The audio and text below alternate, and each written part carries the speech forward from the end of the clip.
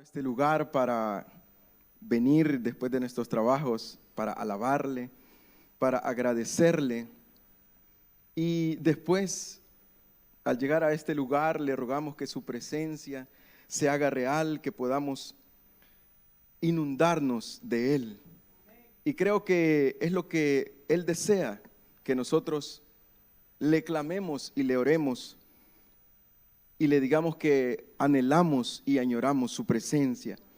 Así como el pueblo de Dios preparó el tabernáculo, pero cuando ya estaba listo, la gloria de Dios descendió, porque un pueblo que le clama, un pueblo que le busca, creo que es lo que quiere el Señor. Así que nos sentimos privilegiados de estar en este lugar. No sé si se alegró de venir a la casa del Señor. Claro que sí. Y ahora vamos a un paso muy importante de poder meditar en su palabra. Tengo el privilegio de poderme dirigir a ustedes con un pensamiento y reciban un saludo también de nuestro pastor. Él se encuentra siguiendo las recomendaciones de nuestro Señor, que le dijo: ve a un lugar aparte y descansa. Así que desde ahí él está con su familia teniendo un tiempo especial de descanso, después de dedicar todo el año, todos los días a la obra del Señor. Así que vamos a orar, le extrañamos desde este lugar, le mandamos saludos, pero déjeme decirle que el ser más importante de todo el universo está aquí, nuestro Señor. Gloria a Dios. Así que vamos a meditar brevemente en su palabra. Yo le invito a que busquen en el libro de Juan, capítulo número 15.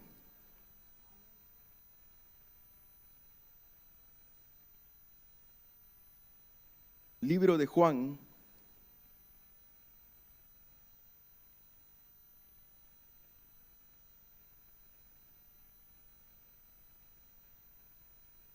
y dice así la Escritura: yo soy la vid verdadera y mi Padre es el labrador. Todo pámpano que en mí no lleva fruto, lo quitará.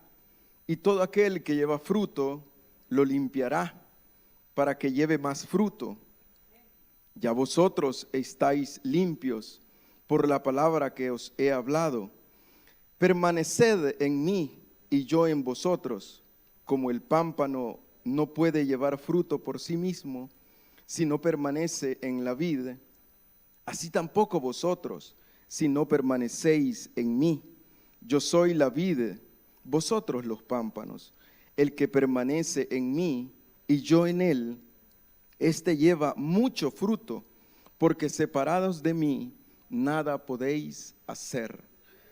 Vamos a orar, inclinemos el rostro y digámosle a nuestro Dios: bendito Dios y Padre que estás en los cielos, en esta hora, Señor, te damos gracias por tu amor, por tu misericordia y por la bendición tan grande que hoy tenemos de poder venir a este lugar, Señor, agradecerte por todas tus bondades, Señor.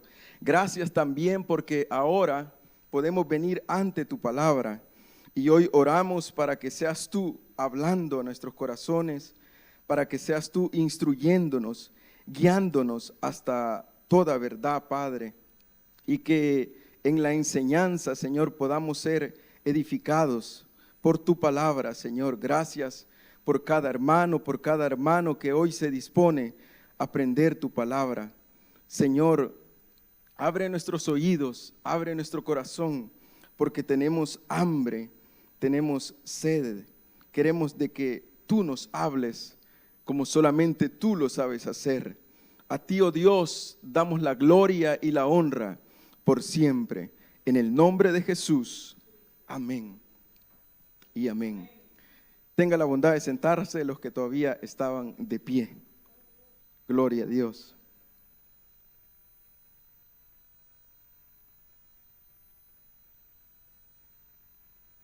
Gloria a Dios. A la luz de los versículos que hemos leído, quisiéramos meditar muy sencillamente bajo el tema la actitud del verdadero cristiano. ¿Cuál es la evidencia de aquel que es verdadero? Evidencia que demuestra ser un seguidor de Cristo, un cristiano. Y quizás es muy obvio por los versículos que hemos leído, pero el Señor ponía en mi corazón y en mi mente el poder usar esa palabra, verdadero, porque Él la utilizó. Yo soy la vid verdadera. Es decir, que si había una verdadera, es porque estaba la falsa. Y asimismo, nosotros podemos caer en esa falsedad que muchas veces no nos damos cuenta cuando hemos caído en ella. Porque este mundo muchas veces nos influencia negativamente. Somos influenciados por él porque en este mundo solo encontramos falsedad, encontramos odio, encontramos rencor. Pero eso es el mundo, eso es los habitantes que no tienen al Señor. Pero nosotros que tenemos al Señor, que Él es verdad, que Él es vida, debemos de vivir en ese rumbo que Él ha trazado para aquellos que le invocan, para aquellos que creen en su nombre. Y como dije al inicio, muchas veces no nos damos cuenta porque nos habituamos a no ser efectivos o no ser productivos. De tal manera que venimos miércoles, venimos viernes, vamos los sábados también a la célula, venimos los domingos también, pero muchas veces venimos a marcar solamente una tarjeta. No vivimos como alguien verdadero que refleja las características del reino que Dios vino a establecer a esta tierra. Porque Él dijo cuando estaba aquí que el reino ya estaba en medio de nosotros, ya estaba aquí. ¿Ustedes logran ver el reino de Dios en medio nuestro? El Señor dijo a un maestro de la ley, le dijo que cuando tú nazcas de nuevo, vas a poder ver el reino de Dios. ¿Cuántos nacidos de nuevo hay aquí? ¿Han visto el reino de Dios? El reino de Dios se refleja cuando nos amamos unos a otros. Cuando el amor de Dios fluye, he ahí el reino de Dios. Porque muchas veces queremos ver descender a Jerusalén. Y así va a ser, pero en la eternidad futura. Pero para mientras nosotros debemos esforzarnos por ser embajadores de ese reino. Y como ya dije, no siempre se logra ver porque hay comentarios en los cuales dicen, para ser un cristiano como ese, mejor no soy, mejor no voy. Tanto que han escrito un libro de Segunda de Resentidos, no sé si lo han visto. Pero eso es parte de la falsedad, de la mentira que continúan viviendo o continuamos viviendo. Porque tal vez pueden vernos con ropajes decentes, aunque sea al principio no, pero lo que vale es reflejar al Señor con nuestro carácter, con nuestra vida misma. Y pienso que en el trabajo, en la escuela, en la casa, es donde más debemos de dar testimonio de que somos hijos de Dios. Con nuestra pareja también. Pero eso no es fácil. Y el Señor aquí muestra una actitud para poder lograrlo. Porque aquí Él usa una figura de la agricultura. Y usted sabe que cuando hay agricultura, cuando hay una siembra, se espera el precioso fruto. Se espera con paciencia, con dedicación. No es de la noche a la mañana aunque si Dios podría hacerlo, podría hacer que se marchite una higuera. Y también podría hacer de que fructificara. Pero nos hemos acostumbrado a la apariencia. Y esto no es algo nuevo, no es algo que lo estamos viviendo en nuestros días solamente. El vivir de la apariencia primeramente lo vive el mundo en su falsedad. Eso de las películas, eso de Hollywood, eso de que al final triunfa el amor, muchas veces es mentira. Mejor dicho, la mayoría de las veces. Porque si no tienen a Dios, que Dios es amor, ¿cómo ellos van a dar amor? No se puede. Y eso de vivir en la apariencia ha venido afectando no solamente a los ricos, no solamente a los actores, sino a la sociedad en sí. Si nosotros pensamos en lo más bajo, que es el pobre, aquel que tiene dificultades económicas, hasta ha caído en la apariencia y en la falsedad. He sabido de gente que se preocupa por tener el último iPhone, y aunque si su casa es de lámina, se está cayendo, pero se preocupa por la apariencia, se preocupa por las modas, se preocupa por el vecino. Pero ese es el mundo, y uno dice, bueno, no tienen al Señor. Pero ¿qué del pueblo del Señor? ¿Viviremos en apariencia?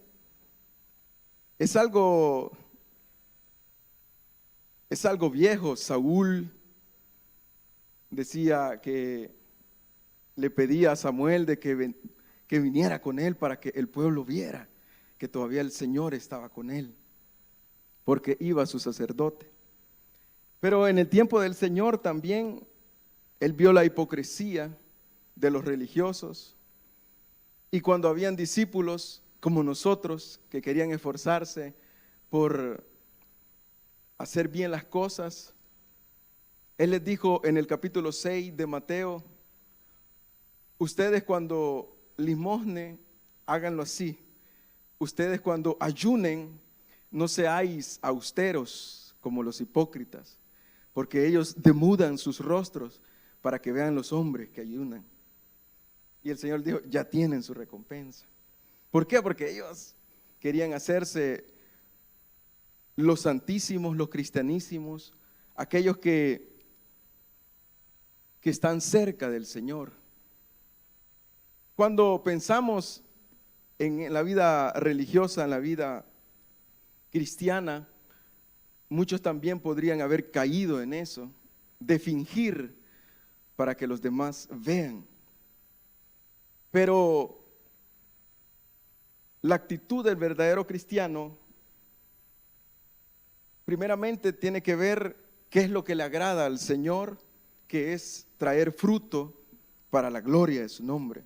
No sé si vieron aquí que hablaba de fruto, de cosecha, pero con esa actitud que muchas veces descuidamos, porque el verdadero cristiano produce fruto para la gloria de Dios. De hecho, por eso fuimos predestinados, por eso fuimos escogidos, elegidos.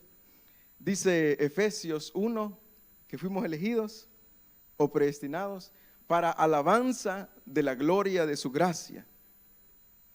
Creo que son verdades básicas que muchas veces se aburren porque ya se las saben.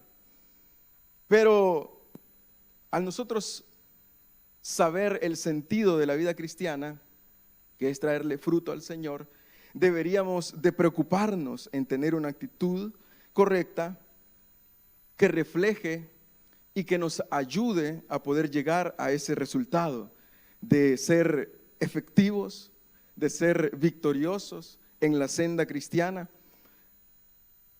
de no ser lo que dice la Biblia que produce la carne, odioso, que tiene frutos a los cuales Dios no le agradan.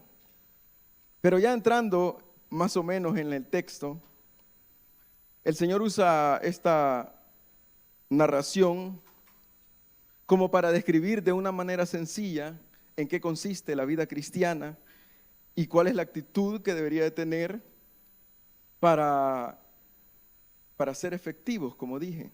Primero dice que habla de la vid, y como el que está hablando es el Señor Jesús, ¿la vid quién es? Es Él, Jesús. Después dice que hay un labrador, es el Padre. Y por último dice que hay unos pámpanos, que son los discípulos, aquellos que han creído en el Señor. Entonces, a través de estas figuras, el Señor les da esa maravillosa enseñanza. Pero muy curioso ese título que le da a los discípulos, pámpanos.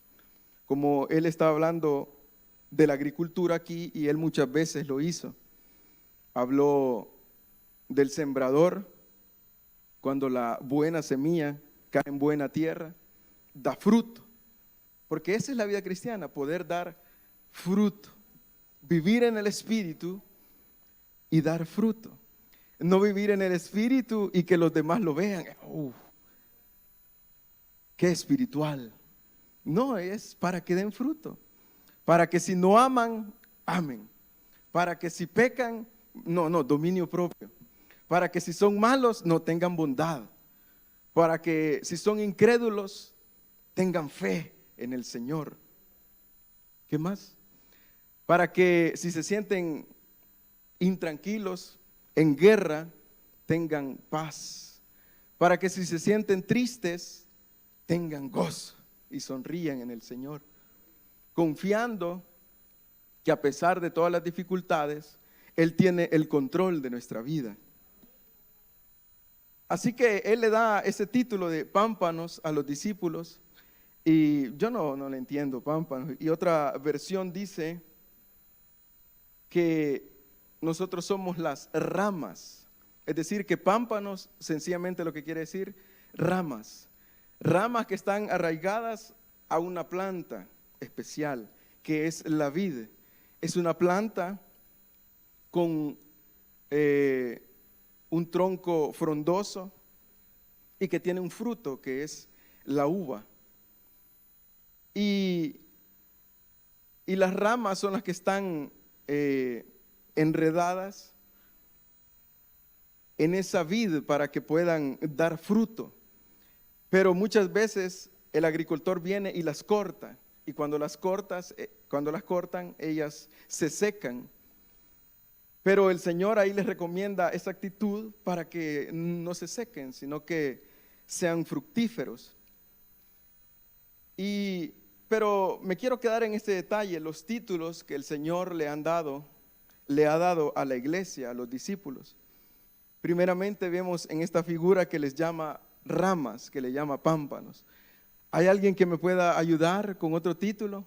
Muy fácil, de aquellos que son discípulos. Hijos de Dios. No sé si se emocionan con esa palabra. Juan decía, mirad, cuál amor nos ha dado el Padre, que seamos hechos hijos de Dios. Es decir, que aquellos que le recibieron, los que creen en su nombre, les dio poder de ser hechos hijos de Dios. Y dice que no fueron engendrados de sangre, ni de voluntad de carne, ni de voluntad de varón, sino de Dios. Por eso es que nos llamamos hijos de Dios, porque fuimos engendrados de Dios. No es solamente un repetir, sino estar conscientes de que nos llamamos hijos de Dios, porque nacimos de Dios. Fuimos engendrados de Dios. No sé si dicen gloria a Dios a eso. Otro título es discípulos. Bueno, ese ya lo había mencionado. Y es cuando alguien reconoce una persona como su maestro. Déjame ser tu discípulo, enséñame. Es cuando reconocen a Jesús como maestro, discípulo. No sé si ustedes quieren ser discípulos del Señor. Entonces vengamos a aprender, porque yo quiero saber más de Él. Otro título es el que por primera vez le dijeron en Hechos, capítulo 11, en la iglesia en Antioquía. ¿Cuál fue el título que le dieron a los discípulos? Cristianos, gloria a Dios, amén. Cristianos, nosotros somos cristianos. No sé si dicen amén, hermano. Me afligen a veces. O quieren que les grite para que se emocionen. En fin, cristianos, muy sencillamente, esa palabra está compuesta Cristo y anos. Y anos lo que quiere decir es seguidor de. Y Cristo, ya saben ustedes que es ungido.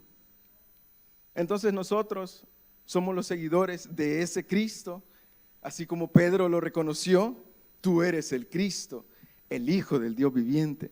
Si nosotros lo hemos reconocido, nosotros somos seguidor de Él, porque es nuestro Maestro, somos sus discípulos y por lo tanto nos llamaron así en Antioquía, cristianos.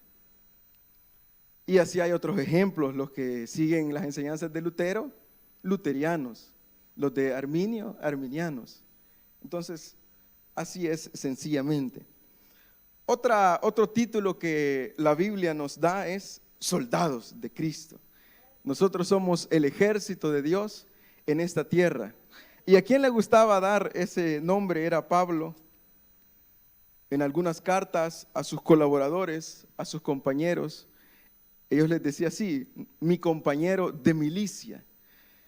Y a la iglesia le dio una figura y le dijo, en vez de estar durmiendo, por lo demás, hermanos míos, fortalezcanse en el poder de su gran fuerza. Vístanse de toda la armadura de Dios, es decir, la figura de un soldado, ejército. No sé si hay soldados y soldadas aquí. No lo hay, pero el Señor quiere que lo seamos. Dice, vestidos de toda la armadura de Dios para que podáis estar firmes contra las acechanzas del diablo.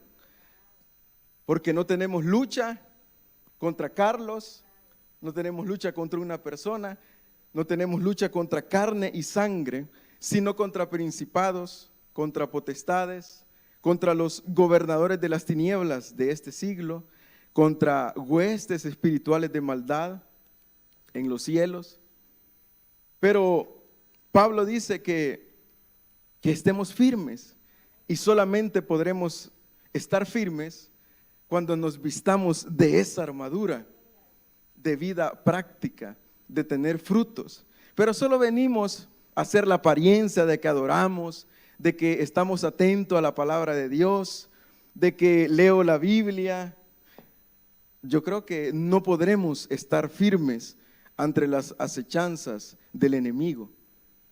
Si no conocemos la Biblia, dice que la fe es nuestro escudo para los dardos de fuego del enemigo. Pero muchas veces dudamos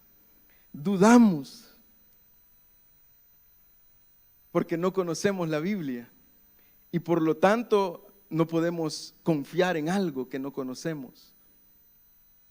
Pero quiera Dios que a través de estos estudios, a través de la predicación del teólogo de esta misión local, el pastor, podamos crecer en el conocimiento del Señor. Para que se alegren, otro título que se le da a la iglesia es católico. No, ese título no, pero muchas veces nos comportamos como que si fuéramos católicos. No sé si alguien ha sido católico aquí. Gloria a Dios. Ya le iba a decir, no les da vergüenza. Pero católico lo que quiere decir es universal. Y eso no existe. No puede llamarse un cristiano católico. Porque el cristiano fue apartado para vivir para Dios. La iglesia son solamente los que son lavados por la sangre de Cristo. Solamente ellos son los cristianos, la iglesia. Y por lo tanto no puede ser cualquier criatura, porque ellos llaman católico para universalidad a todos y decir todos somos hijos de Dios. Todos somos cristianos, Todos vamos a recibir la bondad de Dios. Todos vamos a recibir el amor de Dios, que nos amó de tal manera que envió a su Hijo, para que todo aquel que en Él cree no se pierda, mas tenga vida eterna. Pero en verdad ya no lo somos católicos, porque a veces yo siento como que mejor digámoslo de un solo, pues yo soy católico, porque solo vengo a hacer la apariencia los domingos de que soy cristiano, pero después me comporto como yo quiero. Hago lo que me complace, hago lo que yo quiero. Hermano, yo no conocía ese su carácter. Pero vivimos engañados diciéndonos a nosotros mismos: yo soy hijo de Dios, yo soy discípulo, yo soy soldado, yo soy ramo o pámpano. Pero si no hacemos la voluntad de Dios, no creo que sea cristiano. Por eso algunos que se atreven a decir: no, no ha nacido de nuevo. Y, por favor, no diga eso, porque solo Dios conoce. Porque puede que hayamos nacido de nuevo y andemos caídos, pero la simiente de Dios todavía está allí, para que en un momento dado pueda redarguir el espíritu y pueda volver a la casa del Padre. Otro de los títulos, ovejas, es el más conocido porque Él es nuestro pastor. Pequeños, no sé si estuvieron en la célula ustedes el sábado pasado, se estudió pequeños. Y hoy llegamos a pámpanos. Pero ahora sí, para ir aterrizando, vamos a ir a los versículos que leíamos para meditar en ellos. El versículo 1 dice: yo soy la vid verdadera. Yo soy. Yo cuando leía yo soy, solamente me recordaba de cuando el Señor se le reveló a Moisés en Éxodo 3, en algún versículo por ahí. Él se le reveló y le dijo: pero y se me preguntan quién eres tú, ¿qué voy a decir? Tú diles que yo soy el que soy. Castellanizado, Jehová, forzadamente, porque en sí dijo el pastor que era Yahweh o Yahvé, pero castellanizadamente y forzadamente es Jehová. Y aquí encontramos esta afirmación de Jesús, y es una afirmación que encontramos muy a menudo en este libro de Juan, de este libro del Evangelio de Juan, del teólogo Juan. En muchas ocasiones encontramos: yo soy, yo soy. Él, cuando dio una cátedra de la adoración a la mujer samaritana, la mujer samaritana le dijo: sí, entiendo que no es en este pozo ni en Jerusalén, y que van a adorar al Padre en espíritu y en verdad, pero no te creo mucho. ¿Sabes qué? Cuando dicen de que el Mesías ha de venir, el llamado el Cristo, y cuando Él venga nos declarará estas cosas. Y Jesús le dijo: yo soy el que habla contigo. Es decir, que en esta ocasión el Señor dijo: yo soy el Cristo. El Señor en el capítulo 4 dijo: yo soy el Cristo. Y así vamos a ver que Él dijo que yo soy el pan de vida, yo soy la luz del mundo, yo soy la puerta, y el que por mí entrare será salvo, y entrará y saldrá y hallará pastos. En Juan 11:25 Él dijo: yo soy la resurrección y la vida, el que cree en mí, aunque esté muerto, vivirá. Entonces, como Él es Dios, no nos extrañe de que Él diga: yo soy la vid verdadera. Pero la vid en sí, Él ocupó esta figura de la agricultura para describir el reino de Dios y la vida cristiana.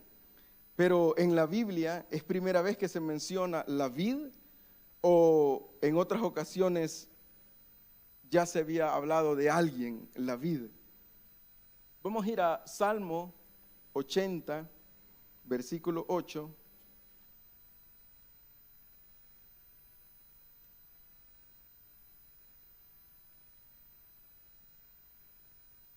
Gloria a Dios. Vamos a leer la Biblia un poco.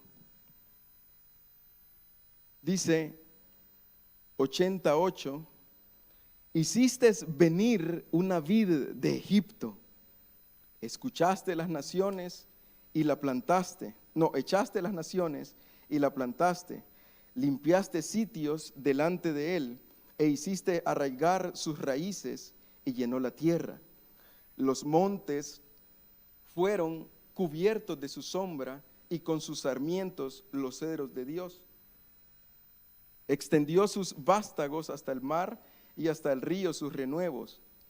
¿Por qué aportillaste sus vallados y la vendimian todos los que pasan por el camino?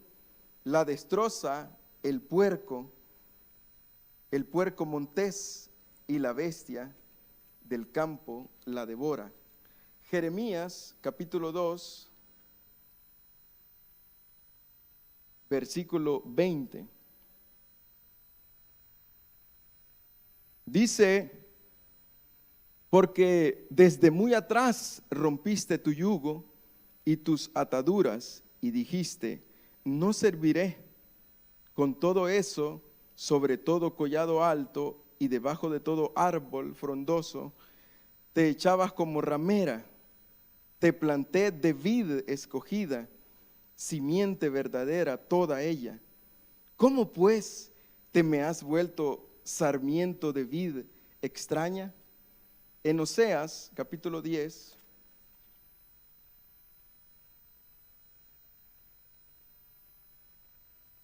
dice, Israel es una frondosa viña que da abundante fruto para sí mismo. Conforme a la abundancia de su fruto, multiplicó también los altares. Conforme a la bondad de su tierra, aumentaron sus ídolos. De modo que al leer estos 3 versículos, podemos identificar de que la vid en el Antiguo Testamento era Israel, pero que al inicio el Señor la bendijo, la hizo frondosa, pero al verse ella bendecida, se alejaba del Señor, iba en pos de otros dioses y por lo tanto era una vid infructuosa. Ella no producía fruto para la gloria del Señor.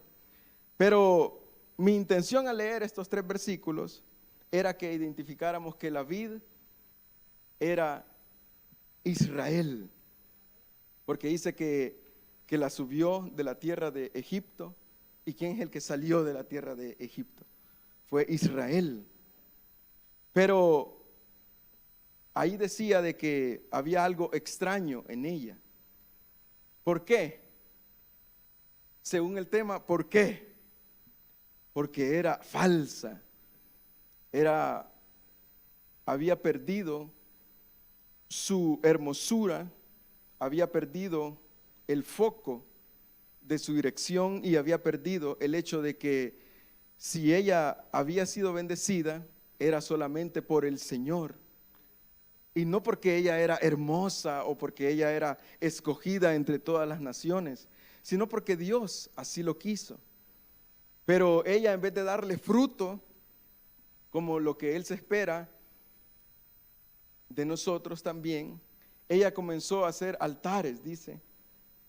Y dice que se aumentaron, por haber altares, se aumentaron sus ídolos. Es decir, que se hizo idólatra, se hizo ramera, decía en una porción, y por lo tanto ella no traía buen resultado para el Señor. Pero Jesús dijo, yo soy la vid verdadera, Porque como acabamos de ver, la falsa es aquella que no produjo fruto, que fue Israel. Le dio la ley, pero solo vivía de apariencia, pensando que guardaba la ley, pero no lo hacía. Y el Señor dijo, yo no he venido a abolir la ley, yo he venido para que se cumpla, para cumplirla. Entonces, pero como el Señor aquí declara y dice de que Él es la vid verdadera, nosotros podemos deducir de que Él era el Israel verdadero. Él era la vid verdadera. Si la vid verdadera, o la vid, perdón, simbolizaba Israel, y ahora dice, yo soy la vid, pero la vid verdadera. Es decir, yo soy el verdadero Israel. Yo soy aquel que vino a cumplir la palabra, vino a guardarla y vino a hacer lo que al Señor le agrada. ¿Y qué de aquellos que confían en la vid verdadera? Se convierten en el Israel verdadero. En Romanos 9 dice que no todos los que son israelitas lo son en realidad, sino solamente aquellos que descienden verdaderamente de Isaac.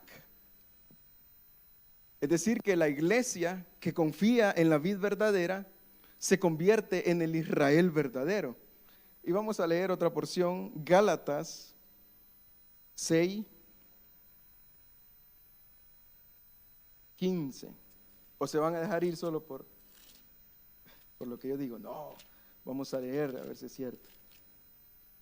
Gálatas capítulo 6, versículo 15. Dice, porque en Cristo Jesús ni la circuncisión vale nada, ni la incircuncisión, sino una nueva creación. Eso es lo que cuenta aquellos que hayan nacido de nuevo, aquellos que adoran al Padre en espíritu y en verdad. Es decir, que aquellos que hayan nacido del Espíritu. Y después dice, y todos los que anden conforme a esta regla, paz y misericordia sea a ellos y al Israel de Dios. Amén. Aquí hablando Pablo a los Gálatas, le dice, paz y misericordia a ustedes que siguen esta regla de haber nacido de Dios. Ustedes que también se llaman el Israel verdadero, el Israel de Dios, porque no todos los que descienden de Israel son israelitas, como dice en Romanos 9. Pero volviendo a la actitud, hoy sí, creo que es importante el poder dar fruto para la gloria del Señor, porque aquellos que no traen fruto, dice ahí, simbolizando a Judas Iscariote, lo quitará. Dice el versículo 2, todo pámpano que en mí no lleva fruto, lo quitará. Y todo aquel que lleva fruto, lo limpiará, para que lleve más fruto. Ya vosotros estáis limpios por la palabra que os he hablado. Aquí simbolizando el nuevo nacimiento, quien no naciere de agua y del Espíritu. Y en la doctrina hemos visto como el agua simboliza la palabra purificadora de Dios. Y dice que estamos limpios por la palabra que os he hablado. Ahora sí, la actitud.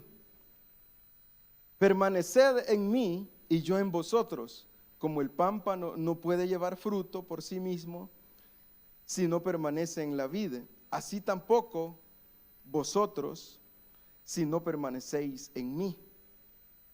Yo soy la vid, vosotros los pámpanos. El que permanece en mí y yo en él, este lleva mucho fruto.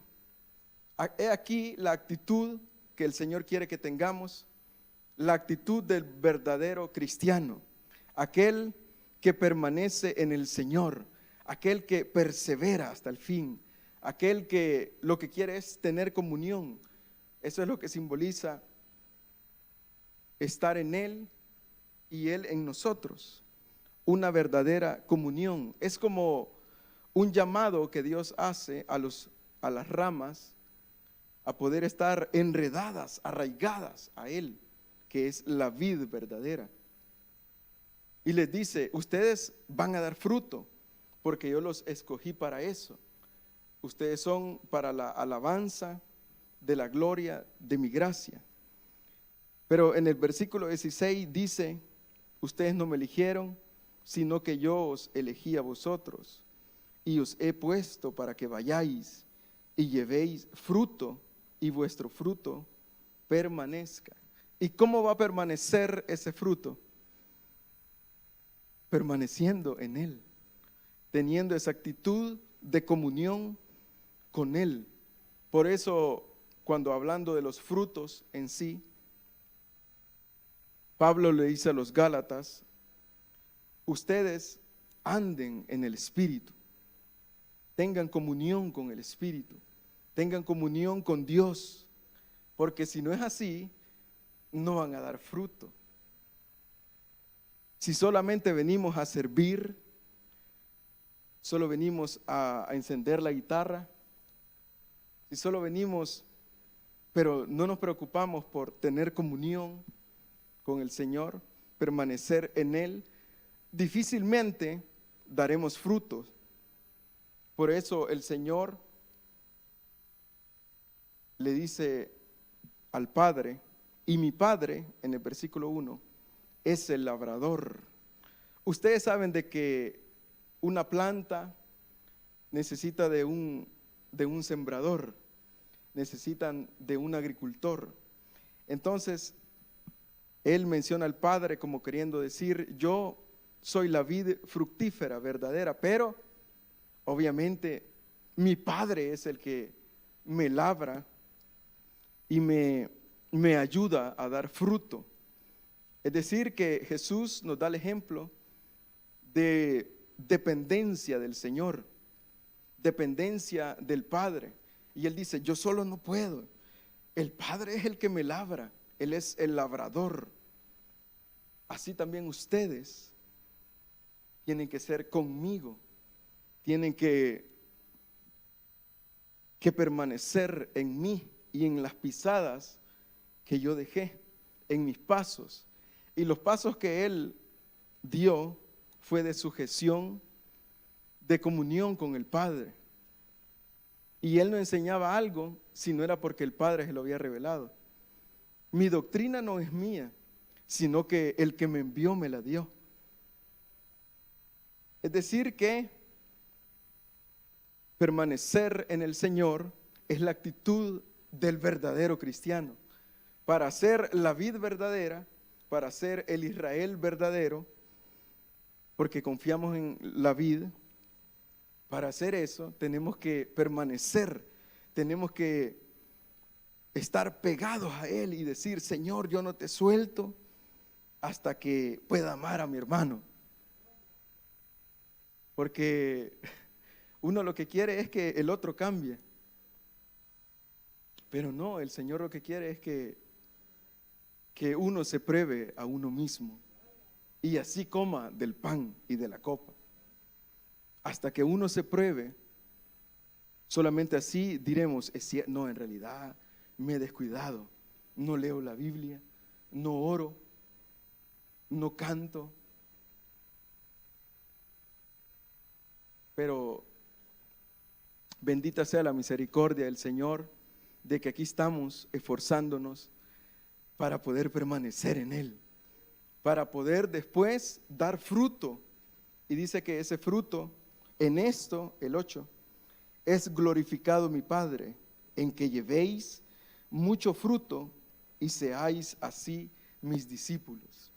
Otro título que se le da a la iglesia. Pero si no damos fruto, el Señor no es que va a decir, ese es mi hijo amado.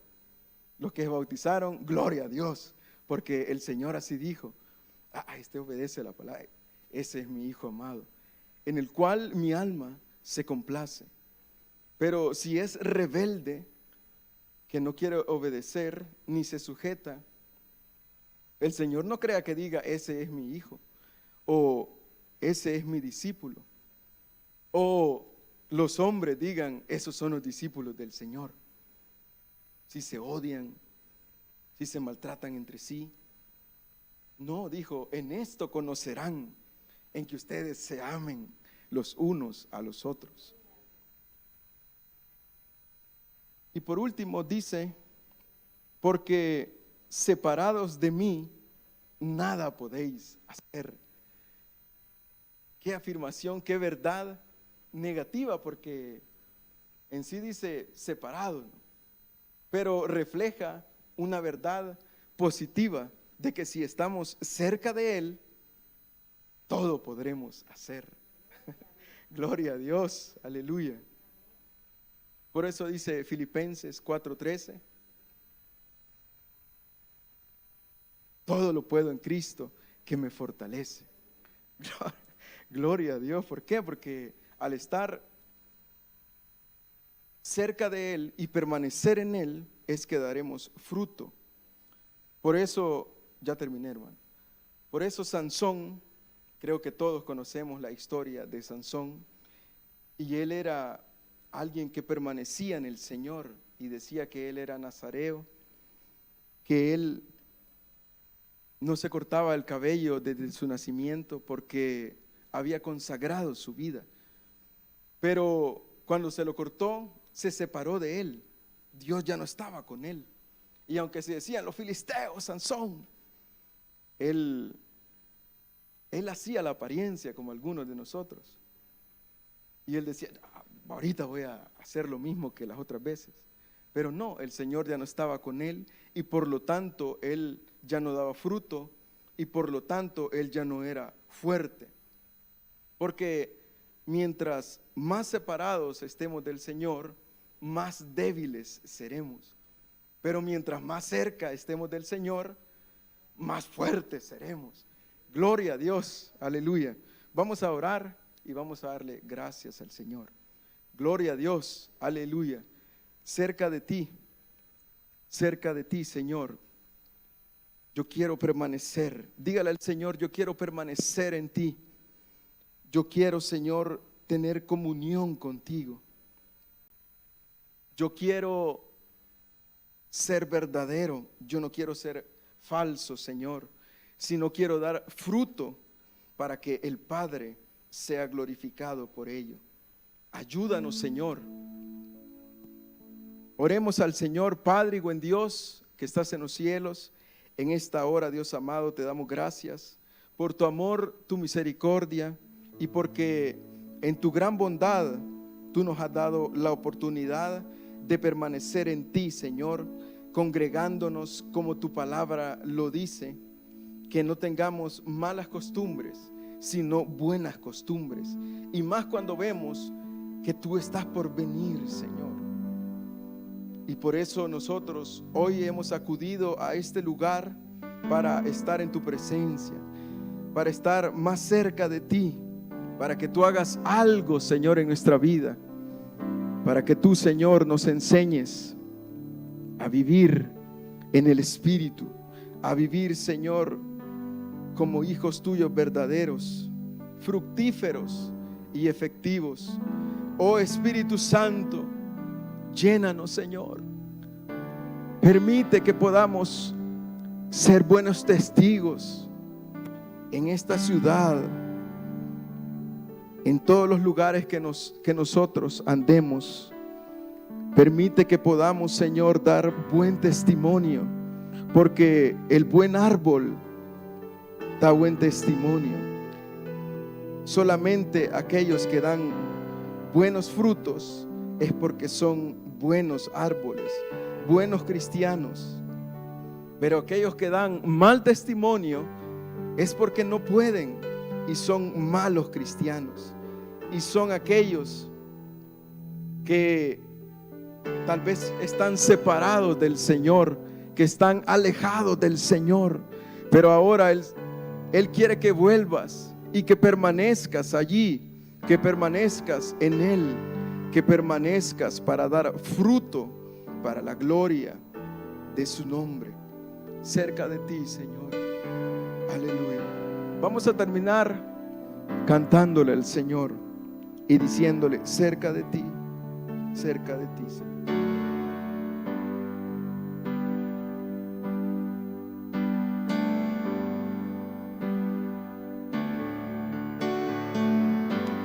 Cerca de ti yo quiero estar, de tu presencia no me quiero alejar.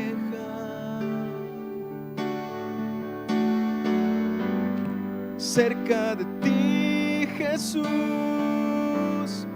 yo quiero estar, de tu presencia no me quiero alejar. Sí, Señor, cerca de ti,